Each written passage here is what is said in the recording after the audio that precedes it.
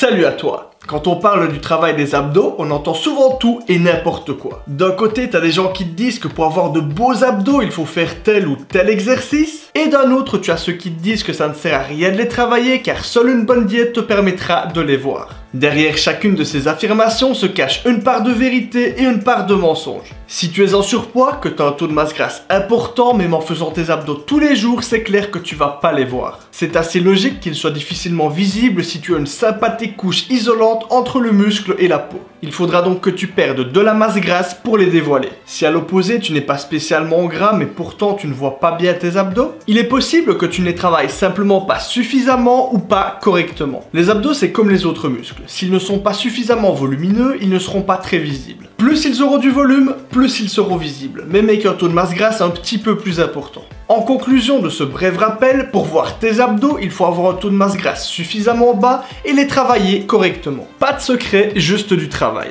Rapide rappel anatomique pour être certain que tout est bien clair. La sangle abdominale est composée en profondeur du muscle transverse qui sert de gaine à toute la zone et qui permet d'avoir un ventre plat. J'en parle avec précision dans cette vidéo. Ensuite, au niveau des zones un petit peu plus superficielles, à l'arrière, on a la région lombaire qui va permettre l'extension de la colonne. Sur les côtés, on a les obliques qui s'occupent des inclinaisons et des mouvements de rotation. Et ensuite, celui qui nous intéresse pour cette vidéo, sur le devant, le grand droit, plus communément appelé abdos, et qui va permettre la flexion de la colonne. Tous ces muscles travaillent en synergie lors de nombreux mouvements. On peut souvent voir des exercices de gainage pour le travail des abdos. Il s'agit effectivement de quelque chose de très intéressant pour les renforcer et améliorer son transfert de force sur de nombreux mouvements sportifs. Cependant, le travail en isométrique n'est pas ce qu'il y a de plus rentable pour augmenter le volume d'un muscle. Il est donc plus intéressant, dans un objectif de définition des abdos, de les travailler sous forme de contractions excentriques et concentriques, donc avec étirement et raccourcissement musculaire. C'est ce qui se passe par exemple pour les crunchs classiques ou les relevés de bassin. D'ailleurs, il s'agit de deux bons exercices que je recommande, cependant ils ne sont pas optimales, que ce soit au niveau de la courbe de force et des tensions sur la colonne, et possiblement au niveau de la pression intra-abdominale chez les personnes avec une sangle abdominale affaiblie,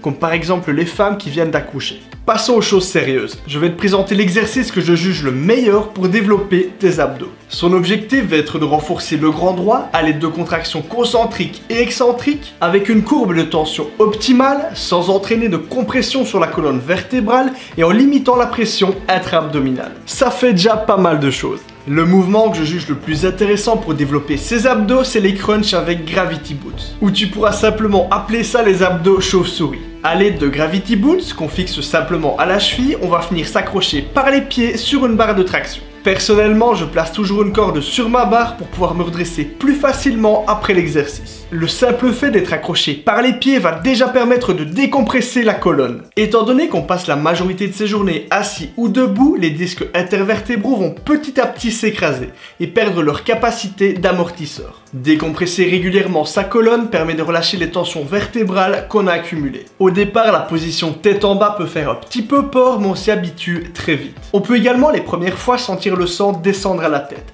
mais cette sensation désagréable disparaît après quelques essais. Maintenant qu'on a la position de départ, on passe au mouvement. En gardant les jambes relâchées, à l'aide des abdos, on va effectuer une flexion de la colonne. Inutile d'essayer de monter plus haut, sinon il faudra recruter les fléchisseurs de hanches et ce n'est pas l'objectif. Ensuite, on relâche en contrôlant jusqu'à ce que les abdos soient bien étirés. On a donc un bon étirement du grand droit en bas et une bonne contraction au-dessus. Personnellement, sur cet exercice, je travaille en série longue, entre 30 et 50 répétitions, et je le fais 1 à 3 fois par semaine. C'est le seul exercice, en plus du vacuum, que je fais pour les abdos. Si tu le désires, tu peux également te lester facilement en maintenant un disque sur le haut du crâne. Pour les Gravity Boots, tu peux en trouver sur de nombreux sites comme Simple Products, Mega Fitness ou encore Amazon pour environ 40 €. Je ne te recommande pas une marque en particulier car ils vendent à peu près tous la même chose et c'est du solide. Les points sur lesquels par contre tu devrais faire attention, c'est de bien les verrouiller et surtout de t'attacher sur quelque chose de solide et stable. J'éviterai par exemple de faire l'exercice sur une barre de traction qui se fixe entre les montants d'une porte.